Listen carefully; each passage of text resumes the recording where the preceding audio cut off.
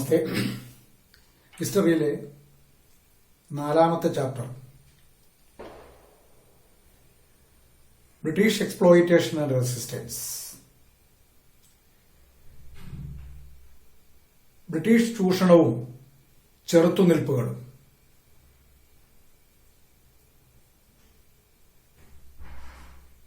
The British had established their authority over India by conquering the princely states, by taking advantage of the political disunity that existed among the princely states or Indian rulers. The British had established their authority over India, conquering one after the other princely states. The British had established authority around 63% of India. The remaining portions were ruled by kings who were the subordinate rulers of the British authorities. That means from the Battle of Plassey from 1757 to 1857, First Indian War of Independence, for 1 century or around 1 century, the British had extended their empire in India. Though they came to India as traders, but in later course they had established their authority over India by conquering the princely states. They had established their authority over India through military force and diplomatic strategies. ഇന്ത്യയിൽ ബ്രിട്ടീഷുകാർ ആധിപത്യം സ്ഥാപിച്ചത് നാട്ടുരാജ്യങ്ങൾ ഒന്നൊന്നായി പിടിച്ചെടുത്തുകൊണ്ടാണ്. ബ്രിട്ടീഷുകാരും മറ്റു വിദേശികളും ഇന്ത്യയിൽ വരുന്ന അവസരത്തിൽ ഇന്ത്യ നാട്ടുരാജ്യങ്ങളുടെ വിവിധ പരസ്പരം കലഹിക്കുന്ന നാട്ടുരാജ്യങ്ങളുടെ ഒരു നാടായിരുന്നു. ഈ രാഷ്ട്രീയ സാഹചര്യം മുതലെടുത്തുകൊണ്ട് ബ്രിട്ടീഷുകാർ ഇന്ത്യയിൽ ആധിപത്യം സ്ഥാപിച്ചു. അവർ ഇന്ത്യയിൽ ആധിപത്യം സ്ഥാപിച്ചത് സൈനിക ശക്തിയും നയതന്ത്രജ്ഞതയും ഉപയോഗിച്ചുകൊണ്ടാണ്. സൈനിക ശക്തി, അതായത് 1757 പ്ലാസി യുദ്ധം മുതൽ 1857 ഒന്നാം സ്വാതന്ത്ര്യ സമരം വരെയുള്ള ഒരു നൂറ്റാണ്ട് കാലയളവ്, 1757 പ്ലാസി യുദ്ധം, ബാറ്റിൽ ഓഫ് പ്ലാസി, അതിനൊരു 100 വർഷം കഴിഞ്ഞ് 1857 first Indian war of independence, ഇന്ത്യയുടെ ഒന്നാം സ്വാതന്ത്ര്യ സമരം. ഈ കാലയളവിൽ ഇന്ത്യയിലെ നാട്ടുരാജ്യങ്ങളെ ഓരോന്നായി ബ്രിട്ടീഷുകാര് കൂട്ടിച്ചേർത്തത്, അവരുടെ സാമ്രാജ്യത്തിന്റെ ഭാഗമാക്കിയത്, അല്ലെങ്കിൽ അവരുടെ അധീനതയിലാക്കിയത് ഒന്നുകിൽ സൈനിക ശക്തി ഉപയോഗിച്ചുകൊണ്ടാണ്, മിലിറ്ററി ഫോഴ്സ് ഉപയോഗിച്ചുകൊണ്ടാണ്, ഇല്ലെങ്കിൽ ഡിപ്ലോമാറ്റിക് സ്ട്രാറ്റജിയിലൂടെയാണ്, നയതന്ത്രപരമായ നടപടികളിലൂടെയാണ്.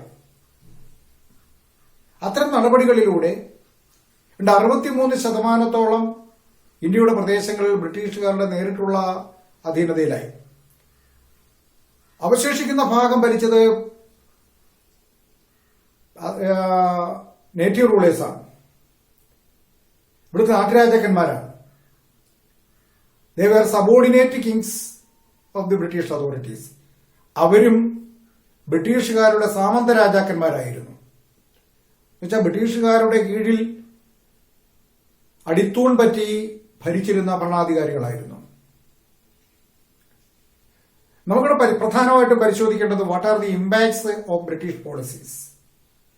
ഈ കാലയളവിൽ ബ്രിട്ടീഷുകാർ നടപ്പിലാക്കിയ നയങ്ങളുടെ ഫലങ്ങൾ എന്തൊക്കെ, പ്രത്യാഘാതങ്ങൾ എന്തൊക്കെ, what are the impacts of British policies in India. They adopted several policies. First one is the land revenue system that was established by the British authorities in India. British അധികാരികൾ ഇന്ത്യയിൽ നടപ്പിലാക്കിയ ഭൂനികുതി വ്യവസ്ഥ, land revenue system. This land revenue system destroyed the backbone of the farmers or agriculture sector. ബ്രിട്ടീഷുകാർ ഇന്ത്യയിൽ നടപ്പിലാക്കിയ land revenue system അല്ലെങ്കിൽ ഭൂനികുതി വ്യവസ്ഥ കർഷകരുടെ നട്ടെല്ല് അഥവാ കാർഷിക മേഖലയുടെ നട്ടെല്ല് തകർത്തു.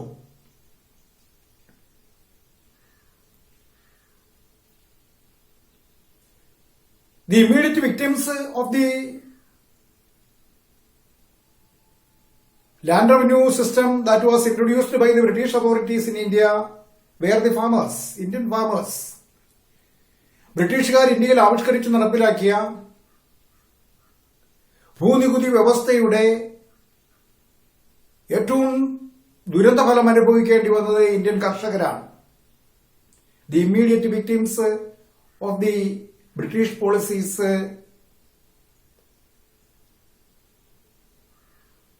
Where the Indian farmers.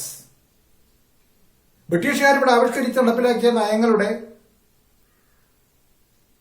തിക്തഫലങ്ങൾ അനുഭവിക്കേണ്ടി വന്ന പ്രധാന വിഭാഗം എന്ന് പറയുന്ന കർഷകരായിരുന്നു. ഞാൻ പറഞ്ഞു, the land revenue system that was introduced by the British authorities in India destroyed the backbone of the agricultural sector in India. ഇന്ത്യയിലെ കാർഷിക മേഖലയുടെ നട്ടെല്ല് തകർക്കുന്നതായിരുന്നു. They introduced several types of land revenue system. The most prominent among them was permanent land revenue settlement, which was introduced in Bengal, Bihar and Orissa. ബ്രിട്ടീഷുകാർ ഇന്ത്യയിൽ നടപ്പിലാക്കിയ ഭൂനികുതി വ്യവസ്ഥയിലെ ഏറ്റവും പ്രധാനപ്പെട്ടതായിരുന്നു 3 തരത്തിലുള്ള ഭൂനികുതി വ്യവസ്ഥകളാണ് നടപ്പിലാക്കിയത്. Permanent land revenue settlement, ryotwari system, mahalwari system. 3 types of land revenue systems were introduced by the British authorities in India. British അധികാരികൾ ഇന്ത്യയിൽ നടപ്പിലാക്കിയത് 3 തരത്തിലുള്ള ഭൂനികുതി വ്യവസ്ഥകളാണ്. അതിലൊന്നാണ് പെർമനന്റ് ലാൻഡ് റവന്യൂ സെറ്റിൽമെന്റ്, ശാശ്വത ഭൂനികുതി വ്യവസ്ഥ. മറ്റൊന്ന് റൈറ്റ് ടു വാരി സിസ്റ്റം, റൈറ്റ് ടു വാരി സമ്പ്രദായം. മറ്റൊന്ന് മഹൽവാരി സിസ്റ്റം, മഹൽവാരി സമ്പ്രദായം. അതിൽ ഏറ്റവും ഇമ്പോർട്ടന്റ് ആയിട്ടുള്ളതാണ് permanent land revenue settlement, which was implemented or introduced in Bengal, Bihar and Orissa. ഇന്ത്യയിലെ ബംഗാള്, ബീഹാർ, ഒറീസ എന്നീ സംസ്ഥാനങ്ങളിൽ നടപ്പിലാക്കപ്പെട്ട പെർമനന്റ് ലാൻഡ് റവന്യൂ സെറ്റിൽമെന്റ് അഥവാ ശാശ്വത ഭൂനികുതി വ്യവസ്ഥ. റൈറ്റ് ടു വാരി system was introduced in South India. അതേസമയത്ത് തന്നെ ദക്ഷിണേന്ത്യൻ റീജിയൻസിലെ ഇൻട്രൊഡ്യൂസ് ചെയ്തിരുന്നതായിരുന്നു റൈറ്റ് ടു വാരി സമ്പ്രദായം. ബംഗാൾ, ബീഹാർ, ഒഡീഷ എന്നീ സംസ്ഥാനങ്ങളിൽ നടപ്പിലാക്കപ്പെട്ടത് പെർമനന്റ് ലാൻഡ് റവന്യൂ സെറ്റിൽമെന്റ് ആണെങ്കിൽ, ശാശ്വത ഭൂനികുതി വ്യവസ്ഥയാണെങ്കിൽ, ദക്ഷിണേന്ത്യയിൽ പ്രദേശങ്ങളിൽ നടപ്പിലാക്കിയത് റൈറ്റ് ടു വാരി സമ്പ്രദായമാണ്. നോർത്ത് ഈസ്റ്റ് റീജിയൻസിൽ ഇൻട്രൊഡ്യൂസ് ചെയ്തത് മഹൽവാരി സിസ്റ്റമാണ്. നോർത്ത് വെസ്റ്റ് റീജിയണിൽ, വടക്കു പടിഞ്ഞാറ് മേഖലയിൽ നടപ്പിലാക്കിയത് മഹൽവാരി സിസ്റ്റം അഥവാ മഹൽവാരി സമ്പ്രദായമാണ്. Then what are the features of permanent land revenue settlement? അടുത്തൊരു ചോദ്യം. എന്തൊക്കെ സവിശേഷതകളാണ് ശാശ്വത ഭൂനികുതി വ്യവസ്ഥയ്ക്കുള്ളത് അഥവാ പെർമനന്റ് ലാൻഡ് റവന്യൂ സിസ്റ്റത്തിന് ഉള്ളത്? Permanent land revenue system was introduced by the then governor general, the British governor general Lord Cornwallis. ഇന്ത്യയിൽ നടപ്പിലാക്കുന്നത് അന്നത്തെ ബ്രിട്ടീഷ് ഗവർണർ ജനറൽ ആയിരുന്ന കോൺവാലിസ് പ്രഭുവാണ്. പെർമനന്റ് ലാൻഡ് റവന്യൂ സെറ്റിൽമെന്റ്, ശാശ്വത ഭൂനികുതി വ്യവസ്ഥ എന്ന സമ്പ്രദായം ഇന്ത്യയിൽ ഇൻട്രൊഡ്യൂസ് ചെയ്യുന്നത് ബ്രിട്ടീഷ് ഗവർണർ ജനറൽ ആയിരുന്ന കോൺവാലിസ് പ്രഭുവാണ്, ലോർഡ് കോൺവാലിസ് ആണ്. എന്താ അതിന്റെ പ്രത്യേകതകൾ? According to this system the tax was collected by the zamindars, that means landlords. ഈ വ്യവസ്ഥ അനുസരിച്ച് എന്റെ പ്രത്യേകതകൾ ഓരോന്നായിട്ട് പറയാം. The tax was collected by the zamindars. നികുതി ശേഖരിക്കുന്നത്, കളക്ട് ചെയ്യുന്നത് സെമീന്ദാർമാരാണ്. ഭൂപ്രഭുക്കന്മാരാണ്. They were the owners of the entire land. ഭൂമിയുടെ മുഴുവൻ ഉടമസ്ഥരും ഈ സെമീന്ദാർമാരാണ്. നികുതി പിരിക്കാനുള്ള അവകാശം സെമീന്ദാർമാർക്കാണ്. They were the owners of the land, entire land. ഭൂമിയുടെ മുഴുവൻ ഉടമസ്ഥത സെമീന്ദാർമാർക്കാണ്. The actual farmers became tenants. യഥാർത്ഥ കർഷകർ എന്ന് പറയുന്നത് ടെനൻസ് ആയിരുന്നു, കുടിയാന്മാരായിരുന്നു. That means the farmers, those who cultivate the land of the zemindars for rent. ഭൂമിയുടെ ഉടമസ്ഥന്മാരായ സെമീന്ദാരിൽ നിന്നും അല്ലെങ്കിൽ ഭൂപ്രഭുക്കന്മാരിൽ നിന്നും പാട്ടത്തിന് ഭൂമി എടുത്ത് കൃഷി ചെയ്യുന്ന കുടിയാന്മാരായിരുന്നു കർഷകർ. ദി ആക്ച്വൽ ഫാമേഴ്സ്, സെമീന്ദാർമാർ കൃഷി ചെയ്തില്ല, പകരം കൃഷി ചെയ്യുന്നത് ടെനൻസ് ആയിരുന്നു, കുടിയാന്മാരായിരുന്നു. അവര് ഭൂമിയുടെ ഉടമസ്ഥനായിരുന്ന സെമീന്ദാരിൽ നിന്നും ഭൂമി റെന്റിന് അഥവാ പാട്ടത്തിനെടുത്ത് കൃഷി ചെയ്യുന്ന സമ്പ്രദായമായിരുന്നു നിലനിന്നിരുന്നത്. The farmers were to pay up to 60% of their yield as tax. കർഷകർ ഉൽപ്പാദിപ്പിച്ച മൊത്ത ഉൽപാദനത്തിന്റെ 60% വരെ നികുതിയായി കൊടുക്കേണ്ടി വന്നു. പെർമനന്റ് ലാൻഡ് റവന്യൂ സെറ്റിൽമെന്റിന്റെ പ്രത്യേകത പറയുന്നത് 100 രൂപയ്ക്ക് തുല്യമായ സാധനങ്ങൾ ഉൽപ്പാദിപ്പിച്ചാൽ, മൂല്യമുള്ള സാധനം ഉൽപ്പാദിപ്പിച്ചാൽ 60 രൂപയോളം നികുതിയായി കൊടുക്കണമായിരുന്നു സെമീന്ദാർമാർക്ക്.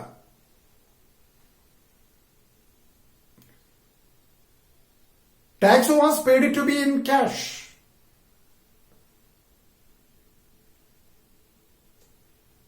നികുതി എന്തായി കൊടുക്കണമായിരുന്നു? പണമായി തന്നെ കൊടുക്കണമായിരുന്നു.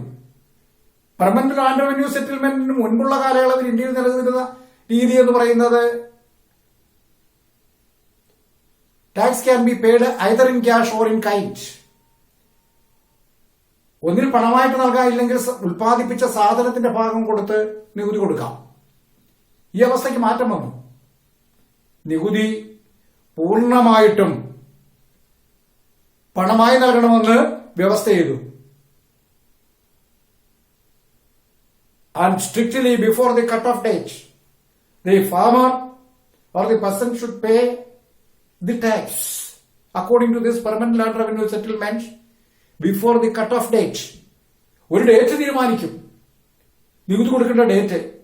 ആ പറഞ്ഞിരിക്കുന്ന ഡേറ്റിന് മുമ്പായിട്ട് കൊടുക്കണം. ആ ഡേറ്റിന് മുമ്പായി നിർബന്ധമായും നികുതി കൊടുത്തിരിക്കണമെന്ന് വ്യവസ്ഥ ചെയ്തു. The tax was to be paid even at the time of poor yield. Natural calamities were frequent occurrences of that time. ആ കാലഘട്ടത്തിൽ പ്രകൃതിക്ഷോഭങ്ങൾ സർവ്വസാധാരണമായിരുന്നു.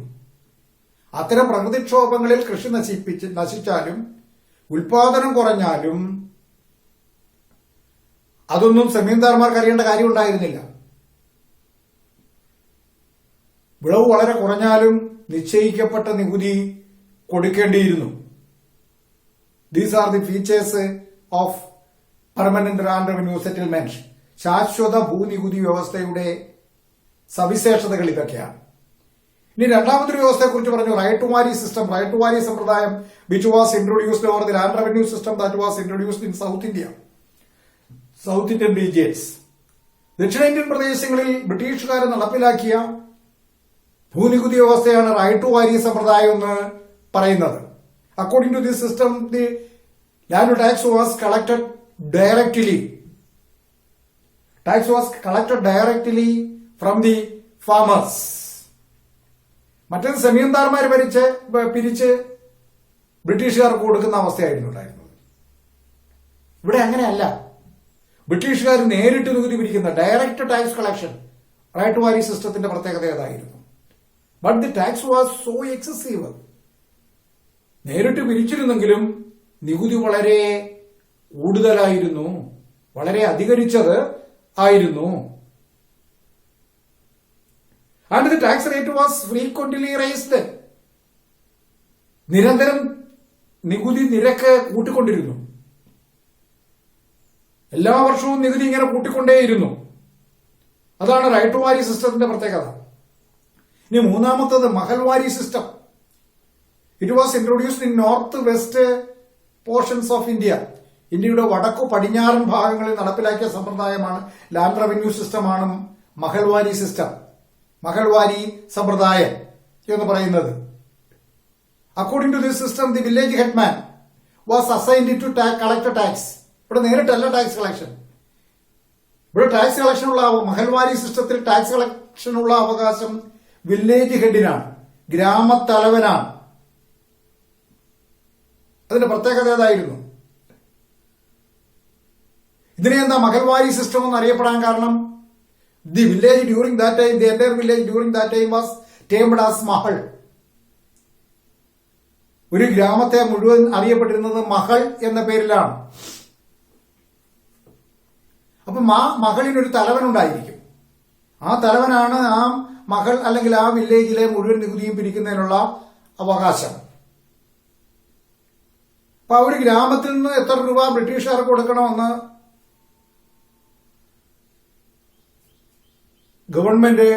ബ്രിട്ടീഷ് ഗവൺമെന്റ് അല്ലെങ്കിൽ ബ്രിട്ടീഷ് അധികാരികൾ വില്ലേജിന്റെ ഹെഡിനോട് പറയും. അദ്ദേഹത്തിന് ഇഷ്ടമുള്ളതുപോലെ നികുതി അത്രയും പ്രദേശത്തു നിന്നും പിരിച്ചിട്ട് പറഞ്ഞത്രയും ബ്രിട്ടീഷുകാർ കൊടുക്കും, ബാധ്യ അദ്ദേഹം എടുക്കും. The tax was so excessive. ഇവിടെയും നികുതി വളരെയധികം അധികരിച്ചതായിരുന്നു, കൂടുതലായിരുന്നു. All these systems, land revenue systems, adversely affected the commoners, especially the peasants and artisans.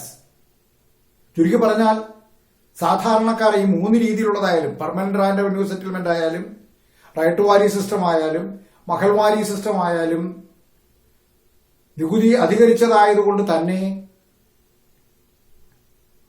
വളരെയധികം ബുദ്ധിമുട്ടുകൾ കർഷകർക്കും സാധാരണക്കാരായ ആൾക്കാർക്കും ഉണ്ടായി.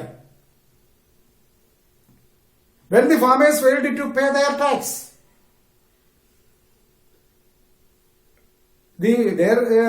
there is a fixed rate. There was a fixed rate for the payment of the tax. The farmers or the peasants should pay the tax before that date. ഒരു തീയതിയുണ്ട് നികുതി കൊടുക്കുന്നതിന്. ആ തീയതിക്ക് മുമ്പായിട്ട് നികുതി കൊടുത്തിരിക്കണം. If a farmer failed to pay the tax on time, they had to take a loan from the moneylenders.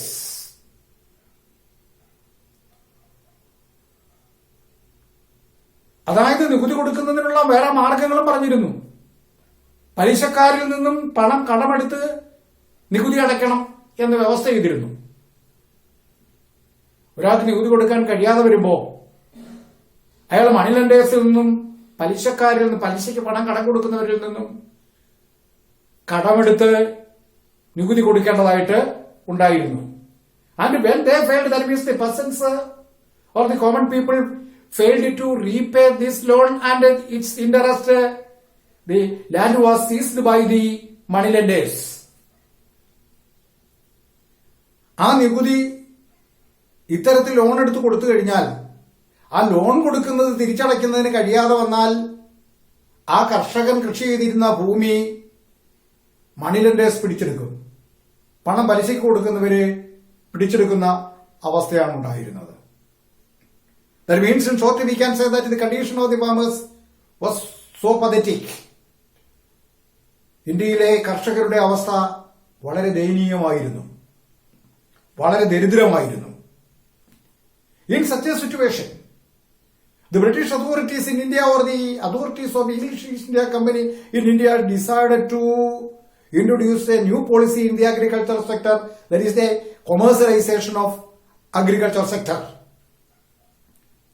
ഈ ഒരു സാഹചര്യത്തിൽ കർഷകർ ബുദ്ധിമുട്ടിക്കൊണ്ടിരുന്ന ഒരു കാലഘട്ടത്തിൽ ആ ബുദ്ധിമുട്ടിനെ കൂടുതൽ പ്രതിസന്ധിയിലാക്കിക്കൊണ്ട് ബ്രിട്ടീഷുകാര് ഇന്ത്യയിൽ കാർഷിക മേഖലയിൽ പുതിയൊരു നയം നടപ്പിലാക്കി.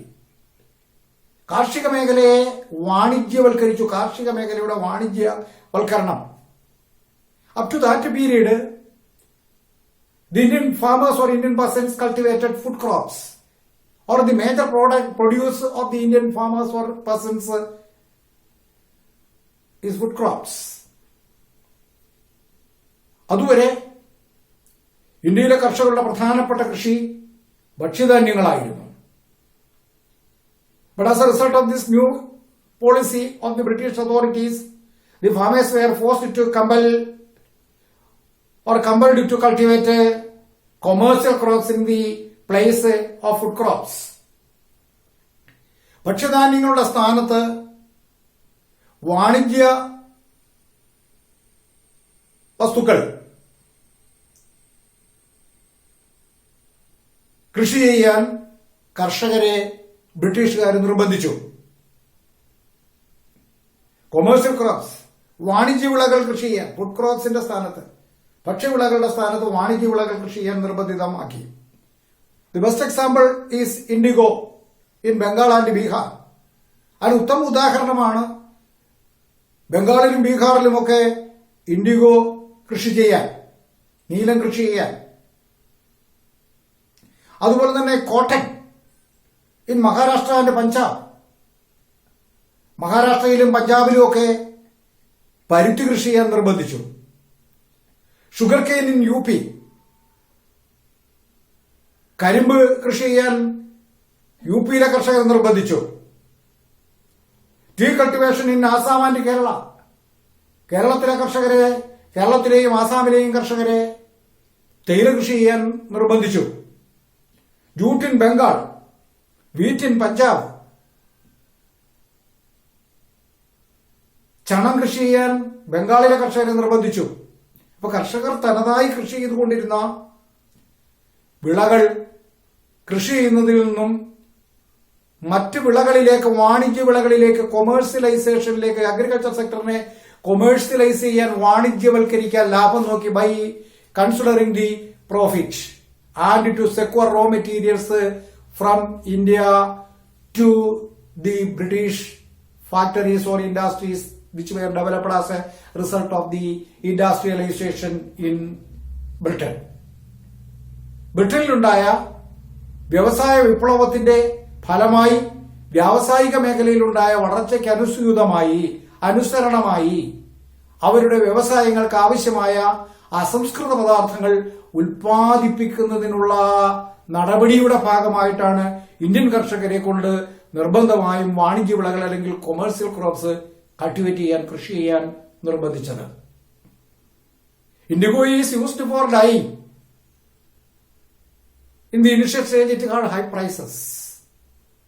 ഇൻഡിഗോ കൃഷി ചെയ്യാൻ പ്രേരിപ്പിച്ചതിന്റെ ഒരു ഘടകം, കർഷകരും അതിലേക്ക് ആകർഷിക്കപ്പെട്ടു. ഒരു കാരണമുണ്ട്. പ്രധാനമായിട്ടും വസ്ത്രനിർമ്മാണ മേഖലയിലാണ് അത് ഉപയോഗിച്ചിരുന്നത്, വസ്ത്രങ്ങൾക്ക് കളർ കൊടുക്കാൻ, നിറം കൊടുക്കാൻ. അതുകൊണ്ട് തന്നെ വലിയ വിലയും ഉണ്ടായിരുന്നു അതിന്. But later, as a result of the influence or impact of Industrial Revolution, the demand of indigo increased in textile industry.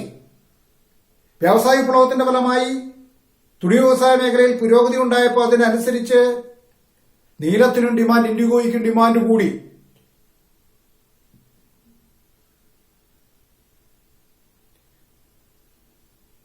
And the farmers or the peasants were given good amount of advance for cultivation of indigo. The farmers were given in order to promote indigo cultivation, the farmers, those who are ready to cultivate indigo, were given huge amount or large amount as advance for indigo cultivation. അധികാരികൾ ഇതിനെ പ്രോത്സാഹിപ്പിക്കുന്നതിന്റെ ഭാഗമായി, നീലം കൃഷിയെ പ്രോത്സാഹിപ്പിക്കുന്നതിന്റെ ഭാഗമായി കർഷകർക്ക് വലിയ തോതിൽ വായ്പകൾ നൽകി.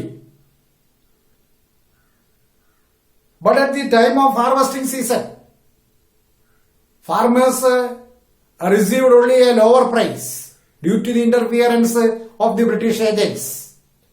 എന്നാൽ വിളവെടുത്തപ്പോൾ ബ്രിട്ടീഷ് ഏജന്റുമാർ ഇടപെട്ട് അവന്റെ വിളവിന് തുച്ഛമായ വില മാത്രം നിശ്ചയിച്ചു. It provoked the farmers. ഇത് കർഷകരെ പ്രകോപിപ്പിച്ചു. വലിയ വില പ്രതീക്ഷിച്ച് കൃഷി തുടങ്ങിയ കർഷകര് വിളവെടുത്തപ്പോൾ ബ്രിട്ടീഷ് ഏജന്റുമാർ ഇടപെട്ടതിന്റെ വില ക്രമാതീതമായി കുറച്ചു.